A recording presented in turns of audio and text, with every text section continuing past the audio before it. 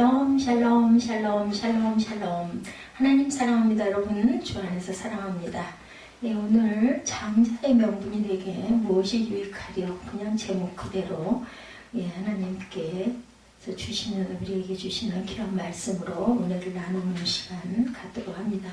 오늘 본문 1절부터 우리가 34절까지 다 읽었는데 중심이 17절에서 34절이에요. 이 아들이 장성하매 에서는 익숙한 후예요. 지금 야곱과 에서가 이제 커요. 그래서 익숙한 사냥꾼이 되었어요. 형 에서는 들 사람이 되고 야곱은 조용한 사람이었기 때문에 장막에 거주하니 집에 있으니 엄마가 그죠 더 이뻐했겠죠. 많이 만났을 거고. 이삭은 에서가 사냥한 고기를 좋아하므로 아버지는 에서가 사냥한 고기를 좋아하므로 그를 사랑하고 리브가는 야곱을 사랑하였더라. 그러겠죠. 야곱이 죽을 수 없더니 에서가 들어와 식이 피곤한 무슨 계집애처럼 집에서 엄마가 주방에서 하는 일을 많이 도와가지고 죽을 쓴 거예요. 근데 이제 에서가 너무 피곤하고 배가 고파요. 사냥하다가 사냥감도 제대로 다 잡지도 못하고 배는 고파 죽겠고 그래가지고 그 구수한 죽냄새를 맡으니 얼마나 먹고 싶었겠어요. 그래서 그걸 내게 먹게 하라 한지라. 그러므로 에서의 별명이 에돔이더라. 빨간 거 좋아하는, 죽 좋아하는 그러한 사람이다 해서 에돔이었던 것 같아요. 야곱이 이르되 형이 장자의 명분을 올리기 파. 이거 어떻게 보면 약간 그냥 놀리면서 장난하듯이 한 것 같은 그 일상의 가정의 그 모습이 저는 생각이 납니다.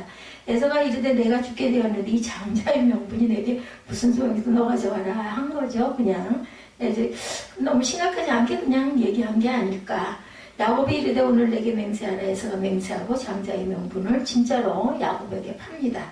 야곱이 떡과 팥죽을 에서에게 주매 에서가 먹으며 마시고 일어나 갔으니 에서가 장자의 명분을 가볍게 여김이었더라. 아이가 사냥할 나이니까 꽤 나이가 좀 들었겠죠. 15, 16세 청장년 정도는 되었을 것 같습니다. 하나님의 복을 속여서라도 빼앗으려는 야곱. 그리고 그까짓 건 뭐야, 나 배고파 죽겠으나 우선 먹고 볼 거야 했던 그러한 별로 대수롭게 여기지 않았던 그러한 에서의 모습, 그 속에서 우리가 귀한 영적 교훈을 얻기를 주님의 이름으로 축복합니다. 이 두 형제의 운명은 이 사람들의 성향을 미리 하신 하나님께서 이미 태어날 때부터 알고 계신 거죠. 네가 뭐가 될 것이다 라는 것을 아신 거예요. 23절에 야훼께서 그에게 이르시되 두 국민이 내 태중에 있구나. 두 국민이 있다는 건 나라가 둘 있을 거라는 뜻이죠. 내 복중에서부터 그 두 민족은 나눌 것이다. 지금도 전쟁이 끊이지 않고 있죠. 이 민족이 저 족속보다 강하겠고 큰 자는 어린 자를 섬기기를 하셨더라. 하나님은 이미 그러니까 그 성향대로 태어날 거니 그렇게 될 것이다 아신다라는 겁니다. 여기서 25장 내용에서 중요한 부분들을 잠깐 짚고 가도록 하죠. 그 이름이 구두라라. 누가 나와요? 아브라함의 후처. 하갈이 이런 아브라함의 후처다. 하갈은 종이었고 후처 구두라는 종의 노비였다 이런 이야기는 없습니다. 후처를 맞이하였으니 그 이름은 구두라라 이렇게 나오죠. 에브론 밭에 있는 막벨라 굴 뭐예요? 그때 사라 돌아갔을 때 그러니까는 이제 아내가 없으니까 후처를 맞은 거죠. 죽고. 그리고 지금 아브라함이 장사 지낸데도 그 땅이에요. 그 전에 돈 주고 산 그러한 가나안에서 얻은 유일한 소유지죠. 막벨라 굴. 여기에 25장 9절에 보면 그의 아들들인 이삭과 이스마엘이 그를 마므리 앞 해족속 소알의 아들 에브론의 밭에 있는 막벨라 굴에 장사하였다. 나이가 들어서 이제 돌아갔어요. 그죠? 아브라함이. 그래서 자기의 모든 소유를 주고 서자들은 재산을 주어서 생전에 뚝뚝 떨어져서 살게끔 동쪽 땅으로 가게 합니다. 이제 175세에 아브라함이 돌아가죠. 그랬을 때 막벨라 굴에 장사하는 역사가 나타나고 그 후에는 누구에게? 이삭에게 복을 주셨다. 11절에 보면 하나님이 약속하신 대로 네 후대는 네에서 난 자식일 거다.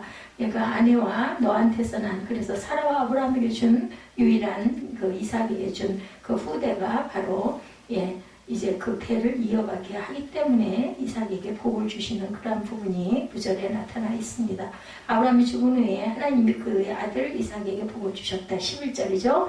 독자 이삭을 하나님께 바침으로 내가 나를 정말 사랑한다는 것을 내가 너를 이제 믿겠다라고 얘기하죠. 하나님은 자기를 사랑하고 계명을 지키는 자에게 이렇게 언제까지 천대까지 복을 주신다. 출애굽 20장 5, 6절에 나타나 있습니다. 그래서 창세기 26장 3절에서 5절에 내가 내 아버지 아브라함에게 맹세한 것을 이루어 내 자손을 하늘의 별과 같이 번성하게 하며 이 모든 땅을 내 자손에게 주리니 내 자손으로 말미암아 천하 만민이 복을 받으리라. 이는 아브라함이 내 말을 순종하고 내 명령과 내 계명과 내 율례를 지켰으니라. 이렇게 얘기하고 있죠. 26장 3절에서 5절 사이에 나타납니다. 이스마엘의 아들들이 12지도자들이었더라. 25장 16절에 이렇게 말씀하고 있죠.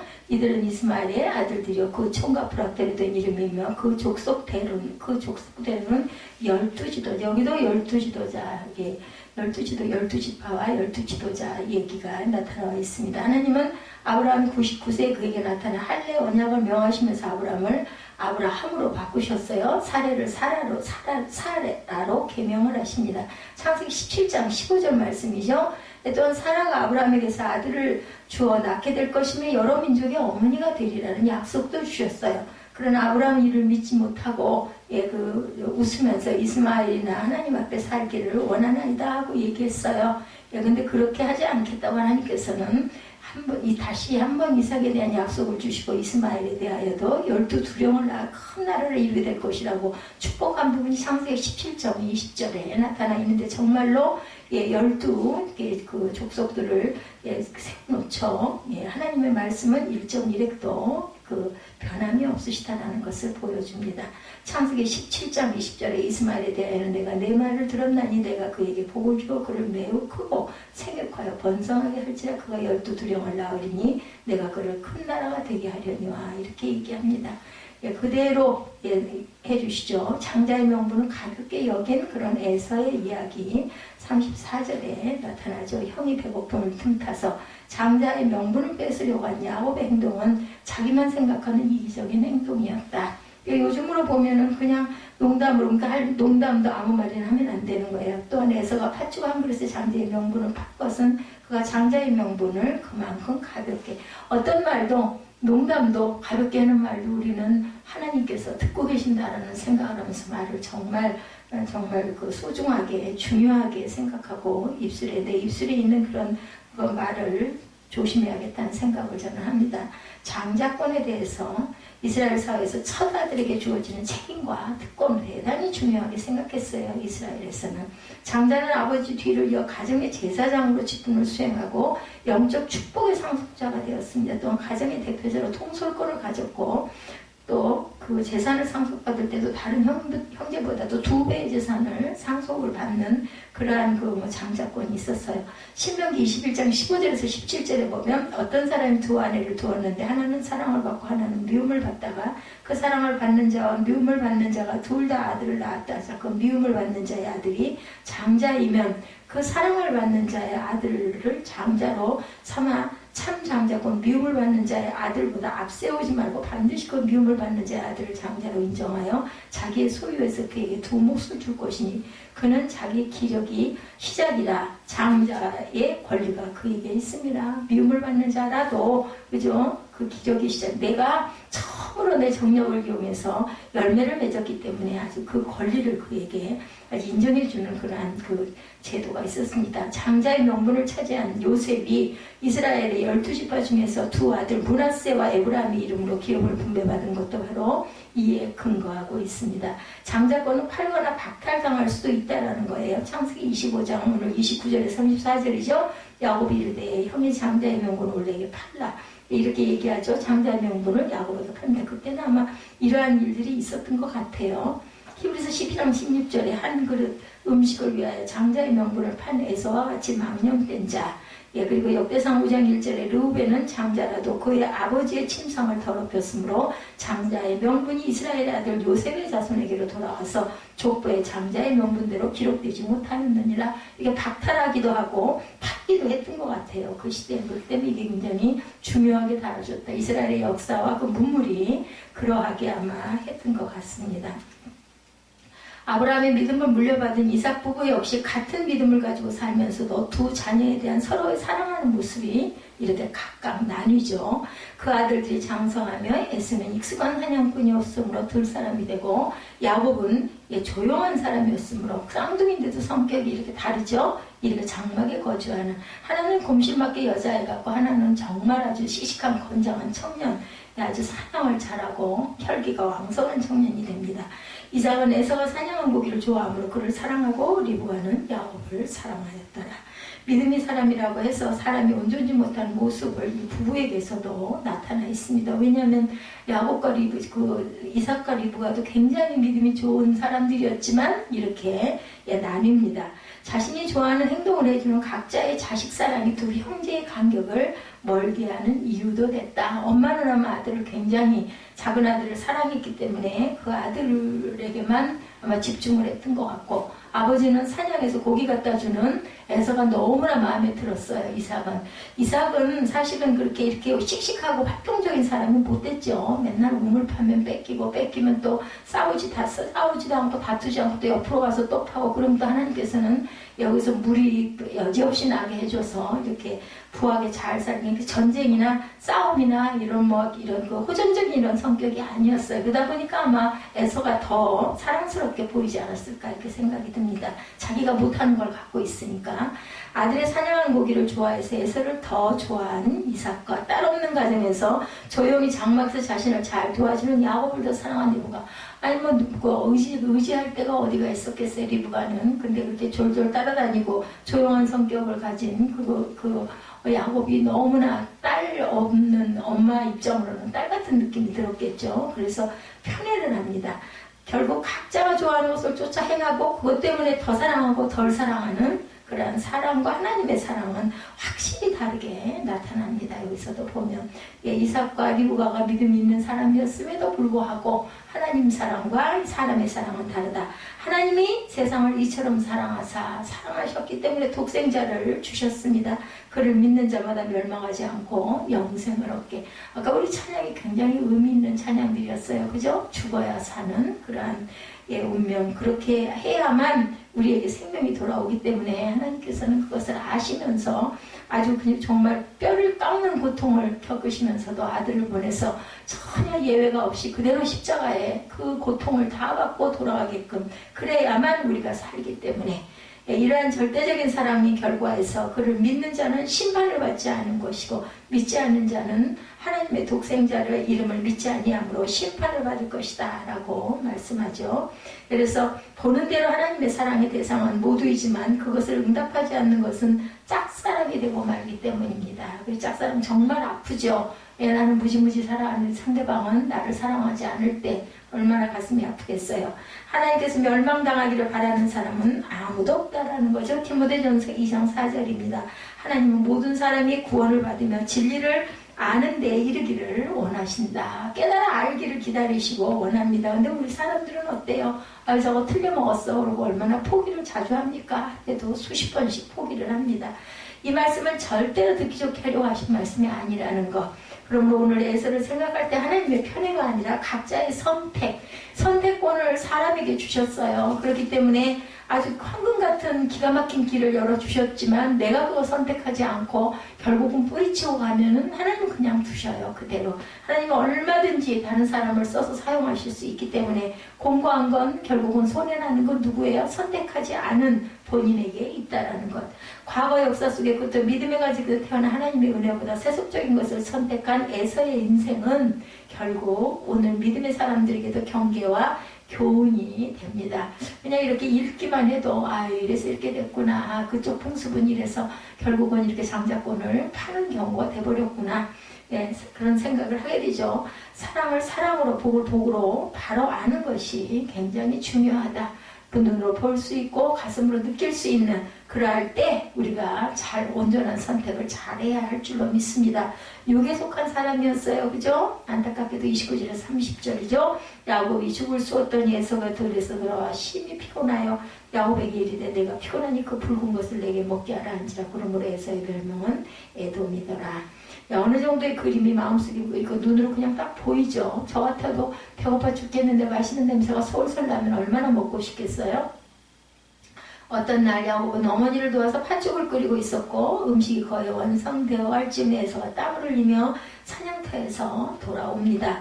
그날은 아무래도 사냥에 성공하지 못한 것 같아요. 성공했으면 배고파도 아주 의기가 양양했을 텐데 우리가 뭐가 잘 안 되고 그러면 더 피곤하죠. 낙담도 되고 고개가 또 떨어집니다. 예, 그래서 아마도 짐승을 잡았다면 굶주리고 집에까지 끌고 왔을 리도 없고 끌고 왔다 하더라도 이렇게 지칠 리가 없어요. 그죠? 신나게 사냥에 뒤쳐 잘 되었다 하면서 아마 의기양양하게 큰 소리를 치고 이거 빨리 끓이자 뭐 만들자 했을 거예요. 그죠? 에서가 들에서 돌아와 심히 피곤하였다라는 모습은 온종일 산과 들을 헤매었지만 체력만 낭비한 채로 아무것도 소득이 없이 들어온 그런 에서의 모습이다. 유독 이 2절 속에 중심을 이루는 내용은 피곤, 피곤이라는 온전한 뜻은 음울한 활기 없는 쇠잔한 목마른 지친 이런 그 내용을 갖고 있죠. 영의 사람과 육의 사람의 차이가 가장 잘 나타나는 때는 가장 잘 되어 있을 때나 가장 절망할 때, 두 때예요. 잘 됐을 때 우리 어때요? 믿음이 있는 사람은 아이고 할렐루야 하나님께 영광, 이 모든 영광 할렐루야 하나님께 먼저 하나님께 드려야지 뭐 이런 마음이죠. 그런데 그렇지 못한 사람들, 믿음이 없는 사람도 잘 되면 그냥 뭐 하나님이 내가 뭐 언제 하나님이 나를 돌보고 내가 잘했으니까 이렇게 됐지 이렇게 생각을 하게 되죠. 그래서 두 패로 나뉩니다. 그리고 가장 절망적일 때 뭐야 내가 이렇게 열심히 11조 드리고 열심히 출석하고 열심히 예배드렸는데 되는 일이 하나도 없어. 그리고 천길로 도망가지 않으면 매달리는 두 부류로 또한 나타납니다. 동생에게 자존심도 없이 얼광부리듯 처신하는 에서의 모습은 이미 형의 모습을 잃어버린 참을 수 없는 그냥 그 정난한 모습. 근데 뭐 가족에게 너무 지치고 피곤하고 죽겠고 하면은 그런 모습이 보여질 수도 있습니다. 중요한 건 그 시대에 장자권을 그렇게 팔 수도 있었는데 그걸 그렇게 아무리 배가 고프다 한들 그냥 어디다 가져가라 이렇게 하는 거는 아마 우리는 그렇게는 못했을 것 같아요. 지금 이 시대에 그런 그 제도가 있다고 한다면은 내가 피곤하니 붉은 것을 내게 먹게 하라. 육신의 피곤함을 핑계로 동생의 수고를 자신의 것으로 누리려는 에서의 모습에서 확실히 그의 삶의 기준이 어디 있는가를 우리가 보게 됩니다. 각 사람은 자신이 추구하는 모습에서 그 사람의 본성을 보게 된다고 바울 사도는 우리에게 가르쳐주고 있죠. 이게 어디에요? 로마서 8장에 나타나 있습니다. 5절에서 8절에 보면 육신을 쫓는 자는 육신의 일을, 영을 쫓는 자는 영의 일을 생각하나니 육신의 생각은 사망이요 영의 생각은 생명과 평안이니라. 육신의 생각은 하나님과 원수가 되나니 이는 하나님의 법에 굴복치 아니할 뿐 아니라 할 수도 없습니다. 육신에 있는 자들은 하나님을 기쁘시게 할 수가 없다라고 이야기합니다. 하나님의 법에 절대로 굴복하지도 않고 그리고 할 수도 없다. 육신에 있는 자들은 하나님이 그렇기 때문에 절대로 기뻐하시지 아니하신다. 이런 에서였기 때문에 육신의 부모에게도 하나님께도 인정을 받을 수 없는 그러한 미운 마음을 상하게 하는 애물단지로 결국 남을 수밖에 없었던 에서이다. 육에 속한 사람은 영적인 일보다는 육신의 일을 따르는 것이 더 보람이 있고 더 아주 지혜롭다라고 이렇게 생각이 되죠. 언제나 우선이 됩니다. 세상 일이. 그런 까닭에 영적인 일은 언제나 뒷전으로 돌아가게 되죠. 육에 속한 사람은 하나님의 성령의 일을 받지 아니하나니 저희에게는 미련하게 보이며 깨달지도 못하는 이런 일은 영적으로라야 분별함이 된다. 고린도전서 2장 14절의 말씀입니다. 에서는 자신의 피곤함을 참지 못하고 육신의 배고픔과 피곤함을 채우는 것이 우선이었어요. 성격도 급해요. 그래서 짐승을 사냥하는 호전적인 기질이 그의 별명을 만들고 맙니다. 그러므로 에서의 별명은 에돔이었더라. 낮은 결혼에 있어서도 부모들은 전혀 고려하지 않으므로 가나안 여인과 혼인해서 이삭과 리브가에게 근심거리를 만들어주고 결국은 전쟁의 나라가 되고 맙니다. 에서가 40세 해족속 부에리의 딸 유딕과 해족속 엘론의 딸 바스맛을 아내로 맞이하였더니 그들이 이삭과 리브가의 마음에 근심이 되었다. 창세기 26장 다음 장이죠. 34~35절에 나타납니다. 육신을 다루는 삶은 언제나 즉흥적입니다. 충동적입니다. 어떤 일을 기다리지 못하는 모습이 일반적인 것을 그의 배고픔을 참지 못하고 생각 없이 행하는 그의 행동에서도 드러납니다. 잘 참아야 할 텐데 저도 성급한 성격이 있어서 가슴에서 마음이 찔립니다. 예, 이야기하면서도 진정한 가치를 우리가 꼭 알아야 된다. 31절에서 33절이죠. 야곱이 이르되 형의 장자의 명분을 오늘 내게 팔라. 에서가 이르되 내가 죽게 되었으니 장자의 명분이 내게 무엇이 유익하리요? 그냥 내게 무엇이 유익하리요? 이 부분이 꽂혀가지고 제목을 이렇게 잡았습니다. 야곱이 이르되 오늘 내게 맹세하라. 에서가 맹세하고 장자의 명분을 애곡하게 팔고 팥죽을 얻어먹죠. 사람이 동물과 다른 것은 가치를 아는 것과 그리고 모르는 것이죠. 동물은 삶에 대한 가치도 미래도 없이 배부르면 그만이고 내일이 없기 때문에 죽는 것도 안타까움도 없습니다. 그래서 60만을 쫓아 사는 사람을 동물로 비유를 합니다. 존귀하나 깨닫지 못하는 사람은 멸망하는 짐승 같도다. 예, 시편 49편 20절에 나타나 있습니다. 오늘 우리 믿음의 사람들이 가치를 어디에 두느냐에 따라서 참다운 영광과 영혼에 속한 사람인지 흙에 속한 사람인지를 우리가 판단할 수가 있습니다. 적어도 에서와 야곱 형제 간의 차이는 바로 여기에서 간격이 나타납니다. 인간적으로 볼 때는 야곱은 야비하고 깐깐하고 계산적인 것 같고 에서가 아주 호탕하고 남자답고 대범한과 같은 부분들이 보이지만 이들의 성격 자체가 그들이 가진 가치관의 차이에서 비롯되었다 우리가 이렇게 볼 수가 있습니다. 우리가 항상 겉으로 나타나는 야곱의 이런 모습이 영적인 사람들의 모습이라는 이야기는 절대로 아니죠. 복음 속의 사람들은 모든 사람들에게 칭찬과 존경을 받는 사람들에 보면 이로써 그리스도를 섬기는 자는 하나님께 기뻐하심을 받으며 사람에게도 칭찬을 받는다. 로마서 14장 18절에 증거하고 있습니다. 야곱이 이르되 형이 장자의 명분을 오늘 내게 팔라. 나올 때부터 뒤에 나오는 것이 억울해서 적어도 에서와 함께 나왔다고 하기 위해서인지 몰라도 형의 발뒤꿈치를 잡고 나온 데서 이름이 된 야곱은 에서가 평가하는 대로 그의 이름을 야곱이라 함이 합당치 아니하니까 이렇게 얘기합니다. 창세기 27장 36절에 의식을 갖지 않은 탄생 때부터 악작 같은 야곱이었다라는 거죠. 발뒤꿈치는 사람의 약점을 의미하는 뭐가 있어요? 아킬레스건을 가지고 있습니다. 야곱은 형 에서의 약점을 잡고 나왔다 이렇게 해석이 되기도 하죠. 장자의 명분이 어찌 팥죽 한 그릇을 사고 팔 수 있는 것은 절대로 아닙니다. 장자의 명분은 하나님의 복의 근원과 연결되어 있다는 이스라엘의 전통과 믿음 때문에 야곱은 시장한 형에게 아주 이런 거래를 어떻게 그 생각을 평소에 해야 이런 얘기를 할 수 있겠죠. 그러니까 평소부터 장자가 되고 싶었던 거예요. 그 셈이 났던 거고 어떻게 하면 되고 그 장자의 그것을 좀 내가 뺏었으면 좋겠다 이런 마음을 계속 품지 않았을까. 아주 조용하고 내성적이고 말을 안 하는 성격 안에는 이런 음모가 또한 도사리고 있었다. 그러니까 어떻게 보면 그 하나님의 사랑받는 거 그런 걸 굉장히 좋아했던 그런 야곱이기 때문에 그렇기도 하지만 어떻게 보면 굉장히 무서운 성격이라는 거예요. 그 혈액형 무슨요? B형이 그렇다고 그랬나? 그런 저걸 갖고 있다고 그러죠. 이렇게 막 그냥 밖으로 분출하는 사람은 속에다 그런 음모 같은 거 못 갖고 있어요. 막 말하고 싶어서 죽겠어서 입으로 막 얘기를 해야 직성이 풀리고 탄로를 내버리죠. 에서의 반응에도 역시 신령한 하늘의 복을 사랑하지 않는 하늘의 가치를 가볍게 여기는 태도가 근데도 있기는 했다는 거죠. 그렇더라도 내가 아무리 배가 고팠나 그걸로는 못 받고 할 수도 있었을 텐데 안 그러죠.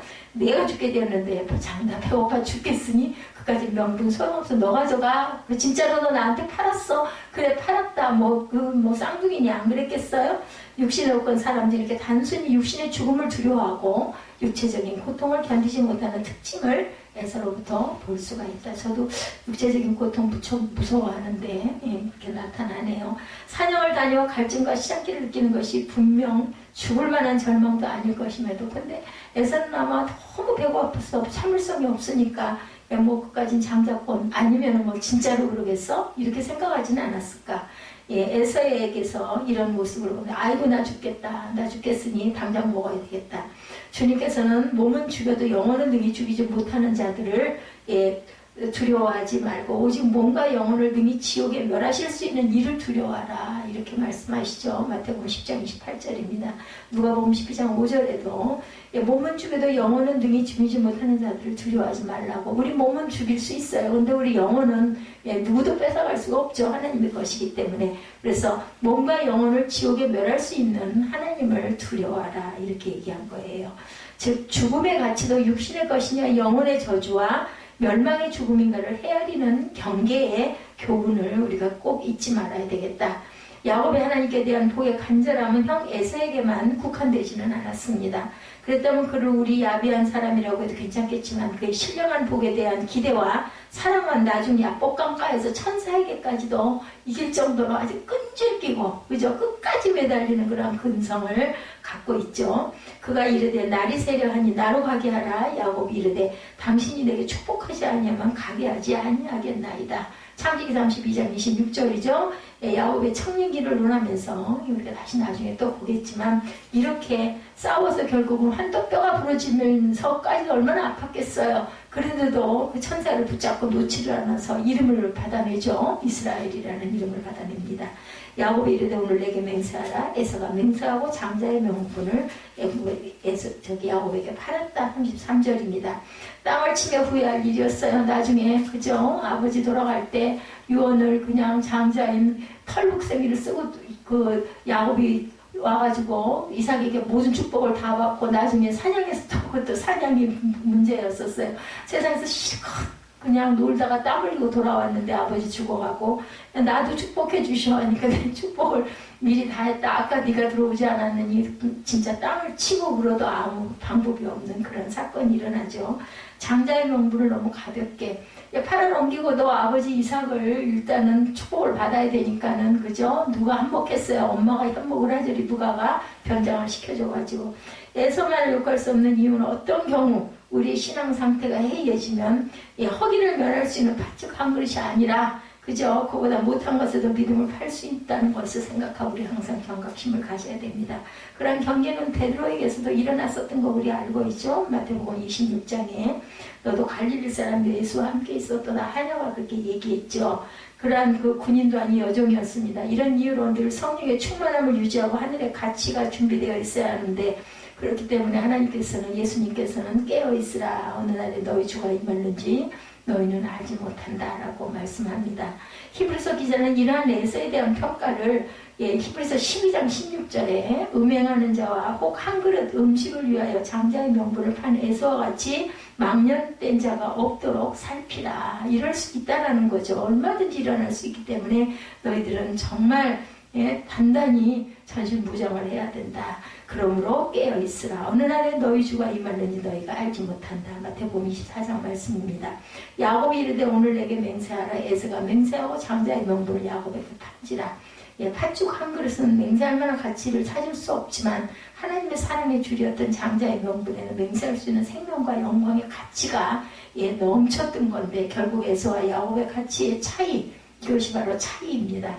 어쩌면 이러한 경계는 오늘 우리 주 예수 그리스도를 우리의 멸망과 저주를 위한 희생 제물로 십자가에 돌아가게 하고 그 피값을 우리를 사주셨는데 그렇게 받은 믿음을 통한 영생의 가치를 육신의 고달픔 때문이나 세상의 쾌락이나 기쁨이나 영광이나 이런 것들 때문에 쉽게 팔듯이 넘겨버리는 두려운 삶의 경계를 갖게 하는 안타까운 교훈이기도 합니다. 실제로 우리 지금 현실에 있어서도 이런 일들은 아이고 뭐 어떻게 팥죽 한 그릇에 그렇게 장자의 명분을 바보같이 팔았어. 근데 바보같이 판 게 아니죠. 우리도 또한 그런 것들과 맞바꿔가지고 아니 뭐 그까짓 하나님이 뭐 밥 먹여줘 이런 얘기들 많이 합니다. 쉬운 얘기로 밥을 먹여주죠. 하나님께서 밥을 먹여줍니다. 영적인 복을 우리는 귀하게 여겨야 된다. 34절이죠. 야곱이 떡과 팥죽을 에서에게 주며 에서가 먹고 마시고 일어나 갔으니 에서가 장자의 명분을 가볍게 여김이었더라. 이게 지금도 일어나고 있는 일이라는 거. 마귀 사탄의 인센티브는 에덴에서부터 예수 그리스도까지 언제나 어때요? 현세적입니다. 가장 구체적인 내용이 하와에게 하는 뱀을 통한 말도 있고 예수 그리스도의 광야 시험에서도 우리가 볼 수가 있습니다. 어떤 부분에서 성경의 신앙적 행동을 장려하기 위한 약속들도 현세적인 것들로 나타나는 것이 사실이지만 복음이 완성된 후에는 영적인 것, 영혼을 포함하고 있다는 것을 우리가 절대로 잊어버리면 안 됩니다. 찬송하리로다 하나님 곧 우리 주 예수 그리스도의 아버지께서 그리스도 안에서 하늘에 속한 모든 신령한 복을 우리에게 주셨다. 에베소서 1장 3절 말씀입니다. 에서가 장자의 명분을 팔아서 얻은 당장 허기를 채울 수 있는 떡과 팥죽뿐이었는데 육신적인 힘은 회복되었을지 모르지만 그게 뭐 계속 배가 안 고픈 건 아니잖아요. 그때만 아이고 살겠네, 어이구 배불러 죽겠네, 또 죽겠다 소리가 또 나옵니다. 배고파 죽겠네, 배불러 죽겠네 이러죠. 결국은 나중에 탈식하며 물결과가 오는 거 우리 눈에 보이지가 않고 느끼지를 못하는데 그때는 반드시 온다라는 거죠. 배부르게 먹었어. 이제 다시는 그거 먹고 싶지도 않을 거야. 근데 또 뭐 한나절 지나고 나 아이고 배고파. 뭘 먹긴 먹어야 할 텐데 이 소리 또 나옵니다. 에서는 허기를 면한 것에 대한 간단한 생각으로 당시에는 만족했을 수 있겠죠. 야곱이 떡과 팥죽을 에서에게 주매 에서가 먹으며 마시고 일어나 갔다라고 나타난 것처럼 우리가 항상 범죄하고 영적으로 약해질 수 있는 이유는 먹는 것과 관련이 있어요. 우리 삶이 생활이 다 모두 다 뭘로 돈이 없으면 살아갈 수가 없다 보니까 굉장히 그게 귀중합니다. 당연하죠. 필요한 겁니다. 그래서 오죽하면 필요악이다 이렇게 얘기를 하죠. 예수 그리스도 시험에서 굶주림의 시험의 첫째 항목, 그것이 첫째 항목으로 주님한테도 왔었습니다. 굶주림, 그죠? 이 시대의 직장 때문에 신앙을 등한히 하게 되는 문제도 결국은 먹고 사는 문제에 직결이 됐기 때문입니다. 아니요, 돈이 없이 어떻게 살아? 내가 당장 벌어야 먹고 사는데 하나님은 안 보이죠. 이 시대의 직장 때문에 신앙을 등한히 하게 되는 문제들, 예수 그리스도께서 우리를 위해 치르신 십자가의 희생이 우리가 이 세상에서의 형통만을 위한 것이라고 생각하면 너무 안타까운 사실입니다. 하늘의 영광과 존귀를 버리고 종이 되어 사람이 되시고 가장 수치스러운 고통스러운 죽음을 당한 후에 그리고 단순한 육신의 영광을 위한 것이 아니었죠. 그것이 하나님은 어때요? 결국은 그랬다면 아주 어리석은 분이십니다. 우리 사람의 생명이 동물처럼 단순한 육신의 삶에 국한된다면 왜 거스르고 어그러진 세대의 그들과 구별되게 살 필요는 없어요. 그냥 뭐 악착같이 내 유익 아니면 내 것 쌓아 만들어갖고 그렇게 살아야 되겠죠. 그래서 어떻게 보면 뭐라 그래요? 가장 미련한 것이다. 그리스도의 도가. 이런 이야기 믿지 않는 사람들에게는 우리 하나님의 형상을 가진 사람의 가치는 궁극적으로 우리의 육신의 삶 너머에 있다라는 것, 긴 먼 안목으로 우리는 봐야 합니다. 바울 사도가 경고하는 것처럼 고린도후서 4장 18절입니다. 우리가 주목하는 것은 보이는 것이 아니요 보이지 않는 것이니 보이는 것은 잠깐이요 보이지 않는 것은 영원합니다. 이렇게 말씀하죠. 에서가 먹으며 마시고 일어나 갔으니 에서가 장자의 명분을 가볍게 여김이었더라. 하나님의 형상을 회복받은 우리는 어떤 것도 절대로 가볍게 여겨서는 안 되죠. 무엇보다 하늘의 약속과 가치를 가볍게 여긴다면 분명히 잘못 살고 있다는 것을 깨달아 알아야 됩니다. 그래서 우리는 자꾸 돌아다 봐야 돼요. 우리 거울이 왜 있어요? 내가 어디가 어떻게 생겼나 보려고 거울을 자꾸 보지 않습니까? 그래서 우리 마음에 거울 항상 비춰봐야 되는 그 거울이 우리에게는 눈에 보이는 데도 있습니다. 성경 안에도 항상 있죠. 말씀 안에 있죠. 찬양 안에 있습니다. 그래서 항상 묵상할 줄 알아야 된다. 순간순간 어떠한 것을 보고도 꼭 성경만이 아닌 생활 안에서도 어떤 사람의 모습 속에서도 그걸 통해서 그 프리즘이라고 하죠. 그걸 통해서 나는 이럴 때 저런 모습은 아닐까. 내 모습은 과연 어떻게 비칠까 하는 생각을 사람을 보고도 할 줄 알아야 됩니다. 우리가 이 육신의 삶에서 최종적으로 받을 약속은 썩어져서 없어질 것이 아니라 세상에 속한 것이 아니라 썩지 않고 더럽지 않고 쇠하지 아니하는 유업을 있게 하시는 곧 너희를 위해 하늘에 간직하신 것이라고 말씀하신 그것 베드로전서 1장 4, 5절이에요. 너희는 말세에 나타내기를 예비하신 구원을 얻기 위하여 믿음으로 말미암아 하나님의 능력으로 보호하심을 받았다라고 말합니다. 썩지 않고 더럽지 않고 쇠하지 아니하는 유업을 있게 하신다. 곧 너희를 위하여 하늘에 간직한 것. 이것을 에서는 미련하게 그냥 팔아 먹은 거예요. 한 끼의 양식을 위해서. 우리는 그러고 있지는 않은지 11조 아까워하고 하늘에 드리는 거 그거 뭐 꼭 내야 교회 다니는 거야? 이런 생각도 여기서 그 연유가 된 거죠. 당장은 그게 아주 아깝고 귀하지만 영원한 것을 바라보고 생각할 줄 알아야 한다. 말세에 나타나기로 예비하신 구원을 얻기 위하여 믿음으로 말미암아 하나님의 능력으로 보호하심을 받았느니라. 아니 내 식구니까 내 자식이니까 내가 낳았으니까 그러니까 내가 보호하지, 아니면 난 당신 모릅니다 하는 사람 뭐 보호해주고 싶겠어요? 예, 결국은 이런 거죠. 만약에 너희가 아는 바와 같이 그가 그 후에 축복을 이어받으려고 눈물을 흘리며 구하되 버림바가 되어 회개할 기회를 얻지 못하였다. 히브리서 11장 12장 17절에도 말씀합니다. 너희가 아브라함과 이삭과 야곱과 모든 선지자는 하나님 나라에 있고 오직 너희는 밖에 쫓겨난 것을 볼 때 거기서 슬피 울며 이를 갈 것이다. 누가복음 18장 28절입니다. 두려운 경계를 우리가 청년 때부터 항상 염두에 두고 살아가는 그런 삶이 되어야 되겠다. 나이가 많이 들어가지고 기회 다 지나간 다음에 그때 생각하고 후회해봐야 늙고 초라하고 힘없고, 그죠? 어디다가 하소연을 해도 아무도 들어주지 않는 그때가 아니라 청년 때부터 생각할 줄 아는 그런 저와 여러분들 축복받는 그런 삶이 되시기를 주님의 이름으로 축복합니다.